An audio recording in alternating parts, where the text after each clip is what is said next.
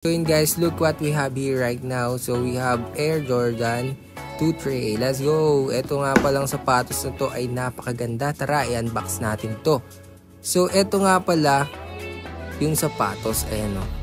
Yan yung Championship DNA. Kinuha yung design niya sa mga sapatos na sinuot ni Jordan nung nag-champion siya ng ilang beses sa NBA. So ayun guys, kilala naman natin si Jordan na napakarami niyang championship ring. So itong sapatos na to inspired sa mga sinuot niyang sapatos. So ayun guys, so grabe pag suot mo siguro to. Para ang si Jordan maglaro.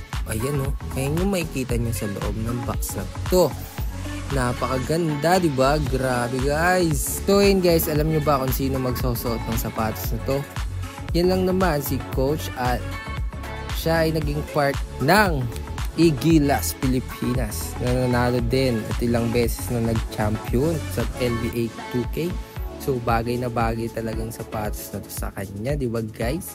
So ayun, yung mga detalye ng sapatos, grabe. Wow, Jordan. Talaga naman pag ginamit mo siya, ramdam mo si Jordan.